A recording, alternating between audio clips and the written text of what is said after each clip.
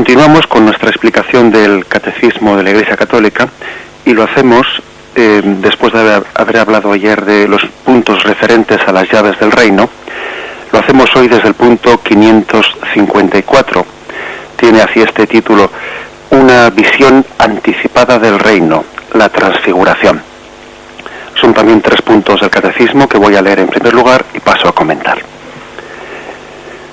Dice así: a partir del día en que Pedro confesó que Jesús es el Cristo, el Hijo de Dios vivo, el Maestro comenzó a mostrar a sus discípulos que él debía ir a Jerusalén y sufrir, y ser condenado a muerte y resucitar al tercer día. Pedro rechazó este anuncio. Los otros no lo comprendieron mejor. En este contexto se sitúa el episodio misterioso de la transfiguración de Jesús, sobre una montaña ante 3 testigos elegidos por él, Pedro, Santiago y Juan. El rostro y los vestidos de Jesús se pusieron fulgurantes como la luz.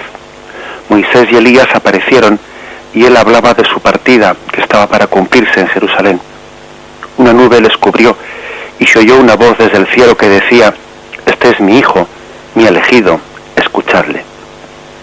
Por un instante Jesús muestra su gloria divina, confirmando así la confesión de Pedro.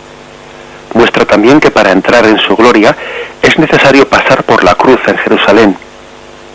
Moisés y Elías habían visto la gloria de Dios en la montaña. La ley y los profetas habían anunciado los sufrimientos del Mesías. La pasión de Jesús es la voluntad por excelencia del Padre. El Hijo actúa como siervo de Dios. La nube indica la presencia del Espíritu Santo. Apareció toda la Trinidad, el Padre en la voz, el Hijo en el hombre, el Espíritu en la nube luminosa, dice Santo Tomás de Aquino. En el umbral de la vida pública se sitúa el bautismo, en el de la Pascua, la transfiguración. Por el bautismo de Jesús fue manifestado el misterio de la primera regeneración, nuestro bautismo. La transfiguración es el sacramento de la segunda regeneración, nuestra propia resurrección.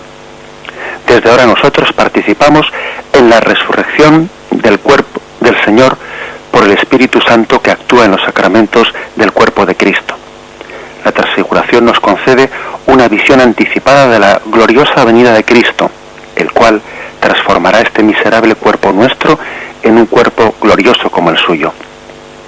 Para ello nos recuerda también que es necesario que pasemos por muchas tribulaciones para entrar en el reino de Dios. Pues bien, estos son los textos, como veis, tremendamente ricos y profundos de nuestro catecismo, de nuestra Madre Iglesia Católica, que vamos a comentar. Este episodio de la transfiguración, en el que hay una visión anticipada del reino, como dice el catecismo, para entenderlo, pues es importante ver en qué momento ocurre esta escena. Ver el momento da mucha luz, da una gran comprensión del Evangelio. Nosotros tenemos el problema de que cuando vamos a la Santa Misa los domingos y se nos proclama un Evangelio, se nos dice Evangelio en aquel tiempo y se nos narra un pasaje evangélico sin que nosotros entendamos qué había antes de eso que se nos ha leído y qué había después, sino que se nos, de alguna manera, se saca del contexto en el que estaba en ese capítulo un pasaje evangélico. Y entonces, bien, de no ser que el sacerdote pues haga una explicación después en su homilía, puede ocurrir que nosotros perdamos el contexto de dónde estaba, cuándo ocurrió, antes de y después de qué. Pues es importante entenderlo, el contexto. Por eso es bueno también escuchar, no únicamente escuchar pasajes evangélicos, sino también de vez en cuando que tengamos una lectura continuada de los evangelios y vamos y veamos que las cosas ocurren una antes de la otra, pues por algo importante. Y así este es el caso, porque es un hecho que dicen los escrituristas, que un lugar central de los evangelios, un eje de los evangelios, es esa confesión de Pedro. Cuando Pedro confiesa la divinidad, pues la personalidad mesiánica de Jesucristo. ¿Quién dice la gente que soy yo? ¿Y vosotros quién decís que soy yo? Entonces Pedro se adelanta y confiesa: tú eres el Mesías. Jesús le dice: bienaventurado tú, porque eso no te la ha revelado la carne ni la sangre, sino el Espíritu. Y entonces es cuando hace la confesión, tú eres Pedro, sobre esta piedra edificaré mi iglesia, te daré las llaves del reino de los cielos, ayer lo explicábamos, pero acto seguido Jesús, para que se entienda bien cómo es su mesianismo, le anuncia a Pedro la cruz, le anuncia la pasión. Lo tenemos en Mateo 16, 21. Y en ese momento, pues Pedro ciertamente se desconcierta porque él, en ese momento de que le habían dicho, mira, has acertado, Pedro, bienaventurado tú, pues parece que, no sé, que él en ese momento vive un momento de, no vamos a decir de envanecerse, pero sí un momento de gloria, que después resulta que recibe un auténtico chorro de agua fría cuando acto seguido se le anuncia la pasión. Fijaros cómo dice. Cuando dice bienaventurado tú, acto seguido continúa. Y desde entonces Jesús comenzó a manifestar a sus discípulos que él debía ir a Jerusalén y sufrir mucho de parte de los ancianos, los sumos sacerdotes y los escribas, y ser matado y resucitar al tercer día. Tomándole aparte Pedro, que estaba un poco, pues el hombre ufanado porque acababan de decirle que él había acertado, que él había sido el que había confesado que Jesús era el Mesías, y él se sentiría en ese momento pues un tanto engrandecido. Él se atrevió a tomarle aparte a Jesús y a decirle, de ninguna manera te va a suceder eso, lejos de ti, Señor. Y Jesús, volviéndose a Pedro, le dijo, quítate de mi vista, Satanás, escándalo eres para mí, porque tus pensamientos no son los de Dios, sino los de los hombres. Nos imaginamos aquí el chorro de agua fría que había recibido Pedro, después de que había tenido un momento, importante para él. Parece que él podía decir, he acertado, Dios me ha iluminado para confesar y para descubrir en este Jesús nuestro al Mesías elegido. De repente recibe un chorro de agua fría cuando no se le permite apartar a Jesús de ese mesianismo de cruz. Y nos imaginamos que se quedaría bastante consternado, bastante tocado, bastante desconcertado. Pues bien, acto seguido de esto, a los 6 días matiza San Marcos, tuvo lugar la subida al Tabor y la transfiguración. Ocurrió después de esto porque Jesús vería el momento conveniente, vería la necesidad. El Señor es un gran pedagogo y sabe en nuestra vida, sabe pues intercalar, acompasar los momentos de gloria y los momentos de cruz, las consolaciones y las desolaciones. Dios es un buen pedagogo también en nuestra vida, ¿no? Pues yo creo que Él sabe actuar de esa forma, a veces con la mano derecha, a veces con la mano izquierda. Él va un poco, podríamos decir, pedagógicamente va administrando consolaciones y desolaciones, cruz y gloria. Y Él vio apropiado que a los 6 días de que hubiese caído ese chorro de agua fría, de haber anunciado que esa confesión de su mesianismo iba a ser en cruz, subió al Tabor. Y allí leemos en el Evangelio, 6 días después, toma Jesús consigo a Pedro, Santiago y Juan y se los lleva a ellos solos a un monte alto, y se transfiguró delante de ellos, y sus vestidos se volvieron resplandecientes, muy blancos, tanto que ningún batanero en la tierra sería capaz de blanquearlos de ese modo. Se les aparecieron Elías y Moisés y conversaban con Jesús. Tomando la palabra, Pedro le dice a Jesús, Rabí, qué bueno es estar aquí. Vamos a hacer 3 tiendas, una para ti, otra para Moisés y otra para Elías. Pues no sabía qué responder, ya que estaban atemorizados. Entonces se formó una nube que los envolvió con su sombra, y vino una luz desde la nube. Este es mi Hijo amado, escuchadle. Y de pronto, mirando alrededor, no vieron a nadie más que a Jesús solo con ellos. Bien, vamos a pasar a intentar hacer una explicación profunda de este misterio de la transfiguración, intentando un poco desentrañarlo y viendo el significado salvífico que en él se encierra. Vamos a escuchar un momento de música y continuamos. Bien, por lo tanto, decíamos que el sentido de la transfiguración tiene en primer lugar pues una voluntad aliviar el escándalo de la cruz. Lo que es cierto que a veces pues el escándalo de la cruz puede hacer que alguien se aparte del camino de Dios. Es curioso que nosotros también tenemos muchas experiencias en nuestra vida como la dureza de la cruz a algunas personas les ha acercado a Dios y a otras personas les ha alejado de Dios. Eso es un hecho en nuestro contexto. Hemos visto personas a las que la muerte de un ser querido les ha acercado a Dios, y otras personas que la misma circunstancia, la muerte de un ser querido, les ha alejado de Dios. Y dice uno, ¿cómo es posible, ¿no?, que el mismo acontecimiento provoque dos situaciones totalmente contrarias? Bueno, pues yo creo que aquí, en este episodio de la transfiguración, se nos da, pues yo diría, una pista para entender cómo es posible eso. Porque cuando la cruz es vivida en medio de esa contemplación de la gloria o de la presencia de Dios, acerca. Cuando la cruz es vivida sin ese momento de contemplación de la gloria de Dios, pues nos aleja. La cruz por sí sola resulta escandalosa. Sin embargo, el Señor quiere dosificar la cruz con momentos de gloria, ¿no? Y claro, el problema está que a veces nosotros vivimos la cruz sin permitirle al Señor que nos ilumine, porque no nos ponemos en su presencia, porque tampoco no buscamos la soledad del Tabor, porque no nos ponemos ante un sagrario, no permitimos que Él nos ilumine, ¿no? Y entonces la cruz nos aplasta, porque nosotros mismos no le permitimos al Señor que Él dosifique esa cruz con ese momento de gloria, de luz, de consuelo interior. Creo que esto es importante.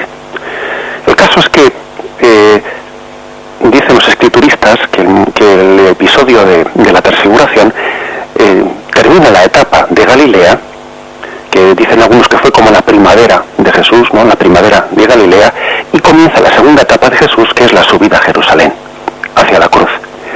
Y es como la bisagra, una bisagra en el Evangelio. Termina esa etapa y comienza la etapa de la subida a Jerusalén, la más dura en la vida de Jesús. Y antes de acometer esa subida a Jerusalén, tiene lugar ese momento de gloria. El Padre quiere confortar a Cristo, quiere confortarle porque sabe que le espera en ese momento la parte más difícil, la parte más dura, la parte más cruda de su ministerio mesiánico. El Padre conforta a Cristo. Y es emocionante como en esa voz que se oye dice: este es mi Hijo amado. Y parece que el Padre está también como mostrando el sufrimiento que supone para Él el que se envía a Jerusalén, a la cruz, a su Hijo amado. Es su Hijo único, su amado. Decía también en aquella teofanía, que es muy similar, pues cuando Jesús fue bautizado en el río Jordán: en quien me complazco.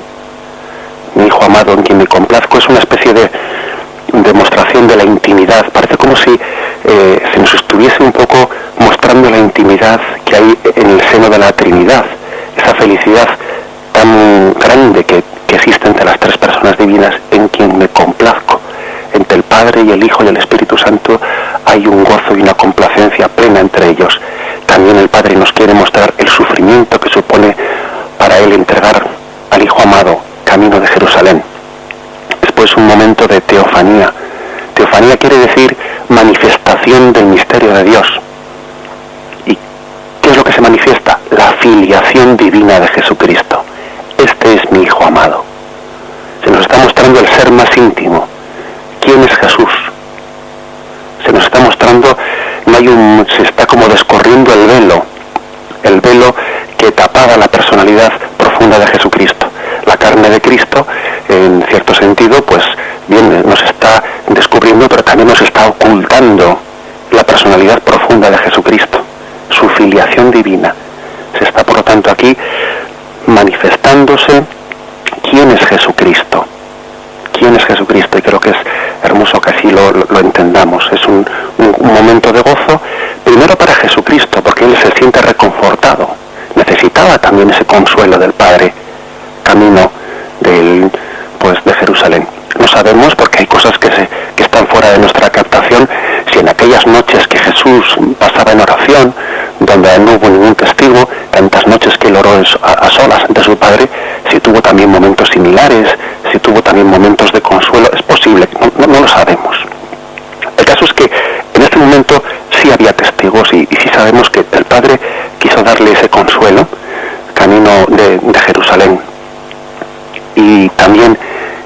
momento a nosotros nos quiso hacer como manifestación de la personalidad más íntima de Jesús, Hijo amado.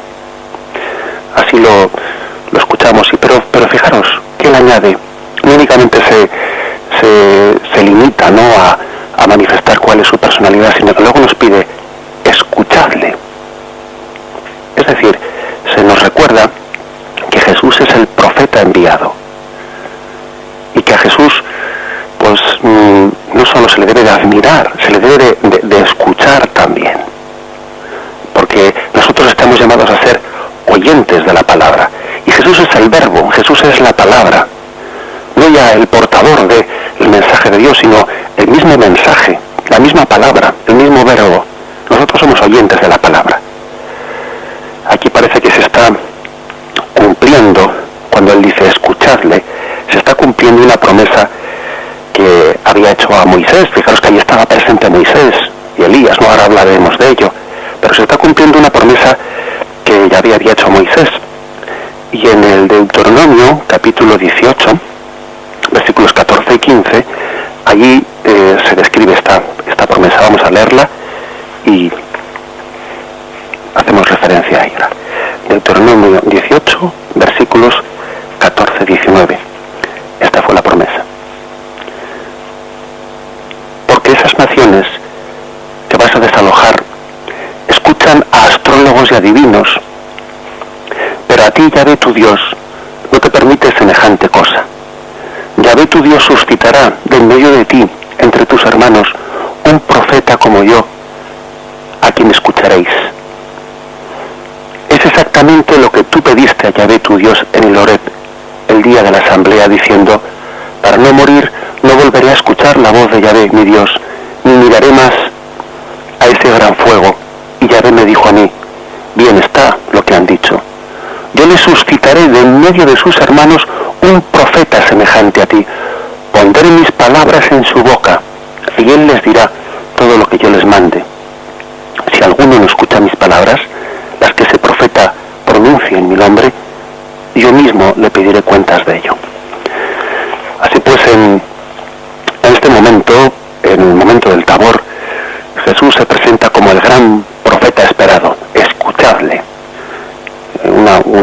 Forma parte de nuestra vocación el ser oyentes de la palabra, como María lo fue, la fiel oyente de la palabra, y como nosotros estamos llamados a serlo. Vamos a poner un momento de música y continuamos. Pues bien, en el monte Tabor había dos personajes, ¿no? Había tres testigos, como decimos, que eran Pedro, Santiago y Juan, pero en aquel momento de gloria, de manifestación de Dios, de teofanía, como se dice, ¿no?, pues había dos personajes del Antiguo Testamento que aparecieron junto a Jesús. Eran Moisés y Elías.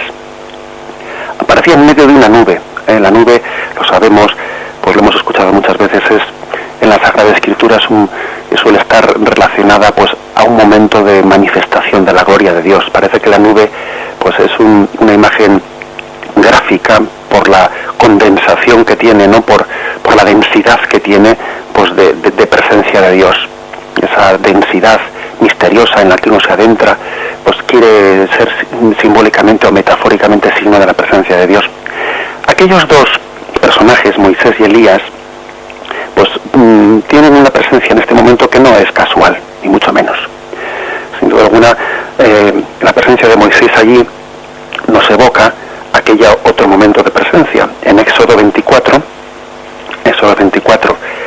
versículos 15-18, podemos ver también aquella otro momento de presencia de Dios, de contemplación de la gloria de Dios que tuvo Moisés en el monte Sinaí. Os lo recuerdo. Dijo Yahvé a Moisés, sube hasta mí, al monte, quédate allí y te daré las tablas de piedra, la ley y los mandamientos, que tengo escritos para su instrucción. Se levantó Moisés con Josué, su ayudante, y subieron hasta el monte de Dios. Dijo a los ancianos, esperadnos aquí, que volvamos a vosotros. Aquí quedan con vosotros Aarón y Hur. El que tenga alguna cuestión que recurra a ellos. Y subió Moisés al monte. La nube cubrió el monte. La gloria de Yahvé descansó sobre el monte Sinaí, y la nube lo cubrió por 6 días. al séptimo día, llamó Yahvé a Moisés en medio de la nube, y la gloria de Yahvé aparecía a la vista de los hijos de Israel como fuego devorador sobre la cumbre del monte. Moisés entró dentro de la nube y subió al monte, y permaneció Moisés en el monte 40 días y 40 noches. Bien, es claro por lo tanto que la presencia de Moisés allí viene a recordar también que aquel Moisés en aquel monte Sinaí había contemplado la gloria de Dios, que en aquel momento, aunque todavía no se era consciente en el Antiguo Testamento, era la misma gloria de Cristo, la gloria de la Trinidad, revelada ahora en el Verbo. Moisés, por lo tanto, en el monte Tabor representa la ley del Antiguo Testamento, que ahora está ante la nueva ley, que es Jesucristo. Elías también había tenido una experiencia similar. Lo leemos en el primer libro de Reyes, capítulo 19, versículos 9-13. Allí entró en la cueva y pasó en ella la noche. Le fue dirigida la palabra de Yahvé, que le dijo: ¿qué haces aquí, Elías? Él dijo: ardo en celo por Yahvé, Dios Sebaot, porque los israelitas han abandonado tu alianza, han derribado tus altares. Le dijo: sal y ponte en el monte ante Yahvé. Y he aquí que Yahvé pasaba. Hubo un huracán tan violento que hendía las montañas y quebrantaba las rocas ante Yahvé, pero no estaba Yahvé en el huracán. Después del huracán un temblor de tierra, pero no estaba Yahvé en el temblor. Después del temblor fuego, pero no estaba Yahvé en el fuego. Después del fuego el susurro de una brisa suave. Al oírlo Elías cubrió su rostro con el manto, salió y se puso a la entrada de la cueva. Es decir, también había tenido, allí en el monte Oreb, había tenido Elías, es la experiencia de la presencia, de estar ante la presencia de Dios. Él se cubrió el momento en que entendió que en esa brisa estaba pasando la presencia de Dios.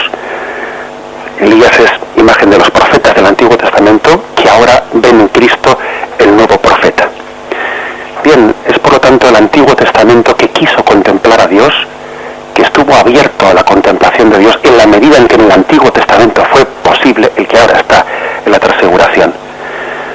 Sin embargo, hay una diferencia importante, y es que en el Antiguo Testamento Moisés y aquellos que contemplaron a Dios fueron iluminados. Se dice en el Antiguo Testamento que fueron iluminados por la presencia de Dios.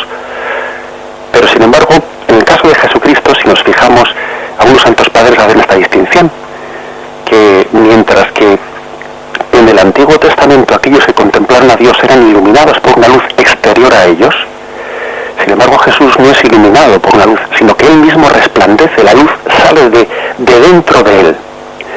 No es iluminado con una luz externa, sino que brilla Él, la luz sale de su interior, tiene luz propia, es su propia divinidad.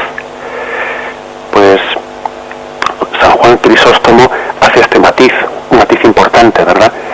Pero creo que es algo hermoso distinguir esto. Ahora Moisés y Elías se están dando cuenta que aquella luz que les iluminó desde fuera, en el Sinaí, en el monte Oreb, ahora esa luz sale no ya del alto de un monte, sino sale del interior de Jesucristo. Es Cristo el que está, de alguna manera, transfigurando la divinidad que inhabita, que está contenida en la humanidad de Jesucristo. Y esta es la distinción importante que hacen los santos padres. No es que Cristo sea iluminado, no, es que Él brilla, es que Él resplandece, es que es su propia gloria, resplandor de su gloria, impronta de su sustancia, que dice la carta a los Hebreos, capítulo 1, versículo 3. En resumen, pues que también la transfiguración es un momento de mostración de la divinidad de Jesucristo. Se está mostrando su divinidad. Es verdad que este texto, como decíamos al principio, tiene un aspecto pedagógico de aliviar el escándalo de la cruz, pero también pues tiene un sentido apologético, un sentido de demostración de la divinidad de Jesucristo ante los ojos de los hombres.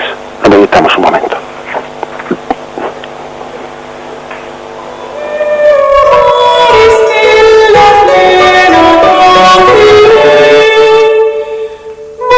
Yes.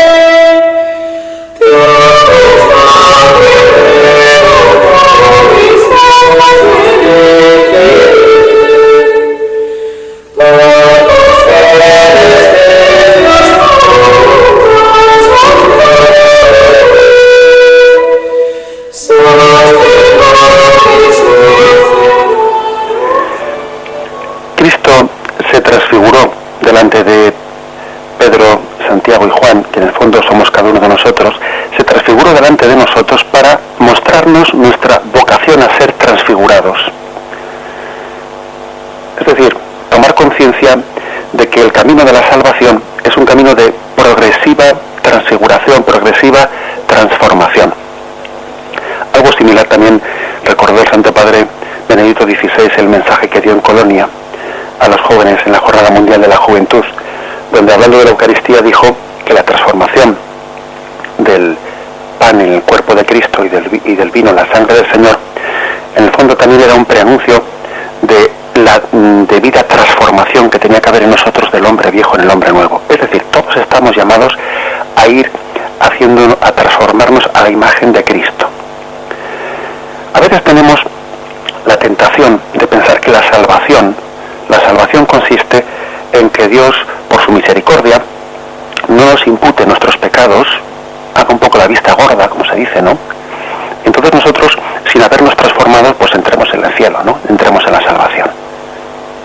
Hay una imagen que no es católica, que es luterana, que es protestante, de lo que es la salvación, que es bastante gráfica. Dice, la salvación será algo así como un montón de estiércol que somos nosotros, es nuestro pecado, y Dios en su providencia quiere que caiga una gran nevada y que la nieve cubra con su manto y tape ese montón de estiércol que somos nosotros. Así sería, dice, ¿no?, ese autor, así sería la salvación. Dios tapa nuestro pecado y de alguna manera no nos imputa, no nos echa en cara nuestro pecado, y así pues podemos, por la misericordia de Dios, ser salvados. Como cuando uno, pues sería algo así como decir, ¿en qué consiste limpiar nuestra vida? Pues cuando uno está barriendo la casa y pues va barriendo, levanta un poco la alfombra, mete debajo la porquería y la tapa, ¿no? Ahí es un poco como tapar la porquería y y como no se ve, vamos pasando. Bien, es tentador esta explicación, es tentadora, porque como a veces nos vemos pecadores y uno intenta superar su pecado y no puede, y siempre vuelve a caer en lo mismo y no puede, y a veces nos vemos impotentes, ¿no?, en esa transformación que tenemos que hacer en nosotros, nos vemos impotentes, siempre caímos en los mismos pecados, pues es muy tentadora esta explicación, porque uno a veces quisiera imaginarse la salvación como que a mí me tapen mis pecados, que me los tapen, y entonces yo, haciéndose la vista gorda, yo tire para adelante, ¿no? No, pero es tan tentadora como desesperanzada, porque en el fondo es no creer la verdadera capacidad de Dios de transformarnos. Por lo tanto, es importante que desde este pasaje de la transfiguración entendamos que todos tenemos una vocación a ser transfigurados, a ser transformados interiormente. ¿Cómo hacer esto? Bueno, pues claro, aquí se nos da una indicación importante. No será la única, pero es importante. Es decir, contemplar para transformarnos, contemplar la gloria de Cristo para así irnos transformando. Qué importante es la oración y la oración contemplativa. Ojo, que la oración contemplativa no es pasiva, ¿no? A veces pensamos que esto es, me pongo con los brazos cruzados y me quedo como estaba, como un tronco, ¿no? No es verdad. El que contempla de verdad se transforma en la medida que contempla. Se va reflejando en él lo que él va contemplando. Uno va reflejando en su vida lo que está contemplando. Uno se va convirtiendo en lo que contempla, poco a poco. Igual él no se da cuenta, pero se va cambiando. Cuando una persona se casa con otra, él no se da cuenta cómo va cambiando, pero sus amigos dicen, ¿cómo va cambiando? Pues desde que se ha casado con esa persona, cómo se va su forma de hablar, se va transformando, porque al contemplar a su esposa, pues poco a poco él va cambiando, si es que el matrimonio va como tiene que ir, ¿no? No sería bueno que uno se case y no cambie absolutamente en nada. Se convierte uno en lo que se contempla. Esto es importante. Dicen los dietistas, ¿no?, que el hombre es lo que come. Nosotros diríamos, el hombre es lo que mira. El hombre es lo que mira. Aquello en lo que fijas tu atención, aquello en lo que pones como objeto de contemplación, en eso te vas poco a poco transformando. Claro, por desgracia a veces ya sabemos lo que en nuestra cultura se mira la televisión, se miran esos modelos que se nos están ahí poniendo, esos modelos culturales, y por desgracia nuestra nación poco a poco se va transformando en eso que mira. La televisión es lo que se contempla. Y nos vamos transformando en eso. La pantalla es el objeto de contemplación. Y si contemplamos telebasura, pues en eso nos convertimos, aunque no nos demos cuenta.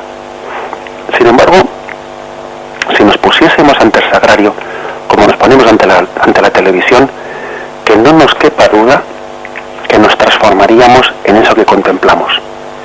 Dime dónde pones los ojos y te diré en qué es lo que refleja tu vida, en qué te estás transformando. Hay, por lo tanto, creo que aquí una llamada muy importante, ¿no?, en la espiritualidad de la transfiguración. Estamos llamados a ser transformados, aunque a nosotros nos parezca muy difícil, ¿no? Nos parece que somos, pues, que tenemos el corazón demasiado endurecido. Déjale eso al Señor. Tú contempla su gloria, contempla su rostro, y Él hará ese trabajo de pulimiento interior, de transformación interior. Es importante que nos demos cuenta que el ojo es la linterna del alma. El ojo es como la puerta del alma, y en esa contemplación el hombre se va transformando interiormente.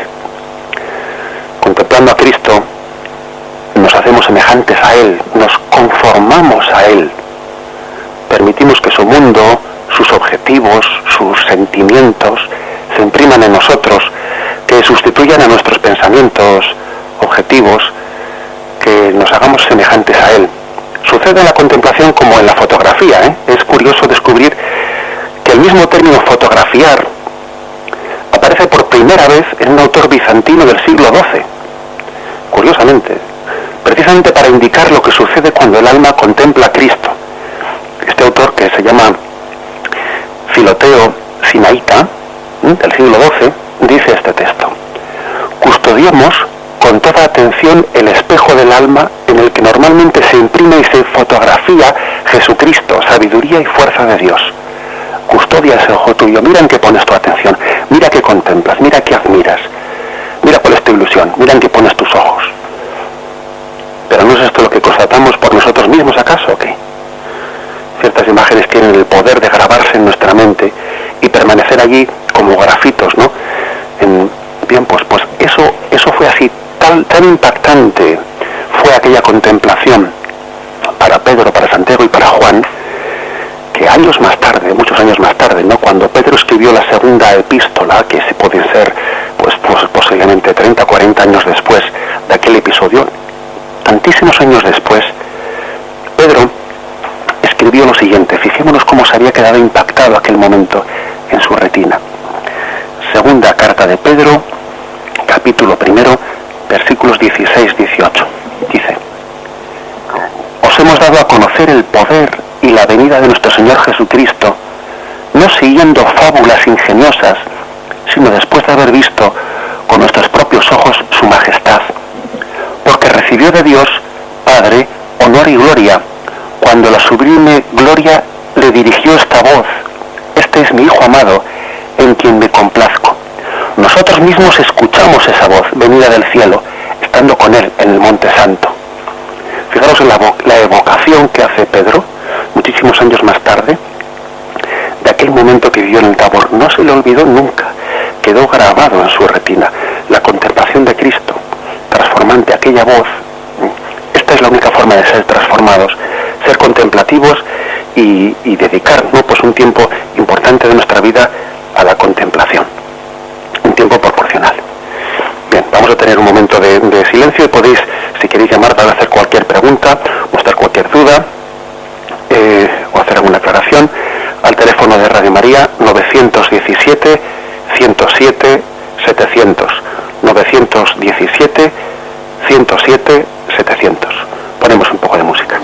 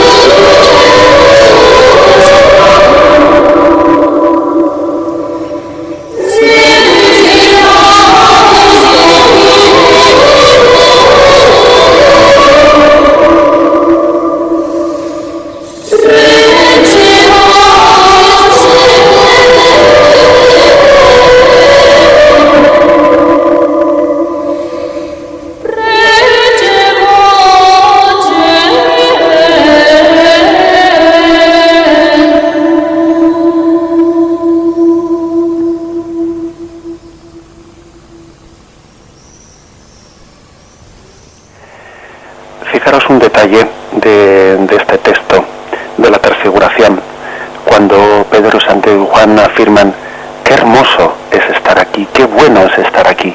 ¿Por qué no hacemos tres estrofas, no?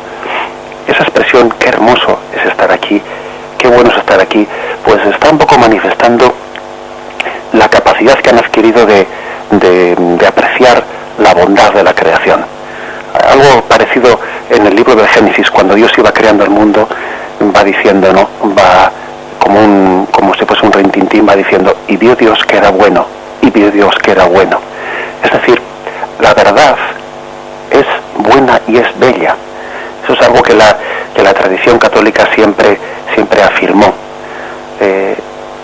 Lo verdadero va unido a lo bueno y va unido a lo bello. Son como dimensiones de la realidad: la verdad, la bondad y la belleza. Creo que esto también es importante, ¿no? Que es hermoso ver cómo el mismo arte ha transcrito, ¿no? Ha reflejado la grandeza de la verdad de Dios en la belleza. Pues es cierto que la belleza es la que va a poder transformar el mundo. La belleza, allí donde vemos algo bello, hay un reflejo de la luz de Dios. El arte, cuando ha estado lleno de la verdad de Dios, ha reflejado cosas muy hermosas. Cuando estamos vacíos de Dios, pues a veces el arte mismo es expresión de esa fealdad que es el vacío de Dios. A veces uno se da cuenta, ¿no?, en ciertos gustos musicales, ¿no?, que son tremendamente pues chabacanos y vamos, yo diría que casi son aterradores, ¿no? Músicas que casi yo creo que parece que están descoyuntando el alma, ciertos gustos musicales, en ciertos gustos estéticos, en ciertas formas de pintura, ¿no? Son realmente tan feas, que están reflejando la falta de belleza, pues la falta de verdad, la distorsión interior. La verdad se refleja en la bondad y en la belleza. Por eso creo que también tenemos que, al ser contemplativos, ser también capaces de admirar la belleza, admirarla, gozarla, ver cómo la verdad se ha reflejado en la belleza, y es casi un testimonio de ella. La belleza es un testimonio de la verdad, es casi una prueba de la verdad. Cuando las almas sencillas y humildes han dicho: no, qué hermoso es esto, cómo tiene que ser Dios de hermoso y de bueno, habiendo hecho una obra tan hermosa como esta. Si esta puesta del sol es así, ¿cómo será el Dios autor de la creación? Pues ese creo que es un punto importante, ¿no?, que también se manifiesta en el Monte Tabor. Qué hermoso es estar aquí, qué bello es Dios, qué bello es Cristo, que es imagen de la belleza de Dios, que es la obra más perfecta de la creación, la humanidad de Jesucristo. De toda la creación, la obra más hermosa es la humanidad de Jesucristo. También en la belleza de María vemos reflejada esa imagen de la belleza de Cristo, ¿no? Y también en la belleza de María uno ve reflejada la belleza de Dios. La belleza de María transformará el mundo. Mientras que tengamos a María como espejo en el que nos miremos, en María veremos a Cristo, y en María el mundo podrá ser transformado a imagen de Cristo. Gozamos pues de esa belleza. Vamos a tener un momento de reflexión.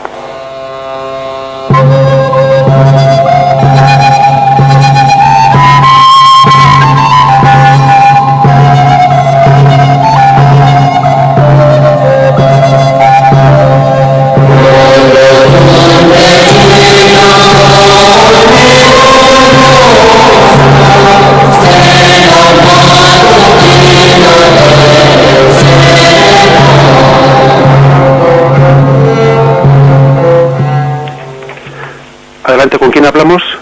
Hola, buenos días, padre. Buenos días. Con Pilar, de Valladolid. Buenos días, Pilar. ¿Qué nos Bueno, cuenta? pues en primer lugar le felicito porque es que usted nos transforma, ¿eh? Yo estoy enferma y le escucho desde la cama, pero es que yo creo que nos está transformando. Es que alucino escuchándole y ahí es una maravilla, de verdad que es una maravilla. Bueno, también vamos a confiar en que que Dios le dé esa cosa, el Espíritu Santo, que todos tenemos, que todos deseamos, porque yo solo vivo para Él. Yo estoy enferma y estoy sola y soy muy feliz. estoy muy feliz porque tengo mucha paz, porque a mí lo único que me importa es lo que tengo encima de la mesita y poder ir de vez en cuando a confesar, a comulgar y a confesar a una parroquia, aunque sea que tenga que coger un taxi. Y soy muy feliz en mi enfermedad y en mis problemas y mis cosas, soy muy feliz, tengo mucha paz, y escuchándole a usted es que me rebosa la paz. Pues le felicito también, porque esa paz que tiene usted en medio de soledad y de enfermedad, pues es un signo de presencia de Dios, porque si no sería humanamente hablando pues inexplicable, ¿no? Esa paz solamente se explica por la presencia de Dios, y que da gozo al alma, Y bueno, pues adelante, que seamos todos felices contemplando. Yo estoy segura que Dios está conmigo y que no me abandona nunca. Estoy segura y es que lo tengo muy claro. Bueno, muchas gracias. Muy bien, muchísimas gracias a usted. Que habrá más llamadas. Adiós. Muy bien, ¿con quién hablamos? Hola. Adelante, ¿con quién hablamos? Sí, buenos días. Padre, era para felicitarlo. Yo le hablo desde Madrid y soy de Argentina. Y le deseo muchísimas bendiciones. Muchas gracias, Padre. Muy bien, muchísimas gracias. Se agradece esas oraciones y también esa comunión de fe que tenemos, que yo creo que además nos somos conscientes, ¿no?, que entre todos los oyentes de Radio María se crea una especie de familia y una comunión entre todos nosotros. Bien, adelante. ¿Hay alguna llamada más? Soy yo, por favor. Sí, muy bien. ¿Con quién hablamos? Soy Ángela, de Madrid. Mire, nada más muy breve decirle que le agradezco profundísimamente la forma que tiene de explicarnos el Evangelio, porque es más que una lección, es un rato de oración. Así es que le animo para que siga adelante y nos siga haciendo muchísimo bien. Y nada más corto, Padre. Muy bien. Buenos días. También yo estoy convencido que a mí me va a hacer bien, porque también el ser predicador del mensaje de Cristo, pues a uno también le hace el gran servicio de ponerse delante de Cristo. O sea que también el predicar, en el fondo, es una especie de autopredicación que todos tenemos que aplicárnosla a nosotros mismos. El primero el que la hace. Bien, ¿tenemos alguna llamada más? Bien, ponemos un momento de música y estamos un momento a la espera.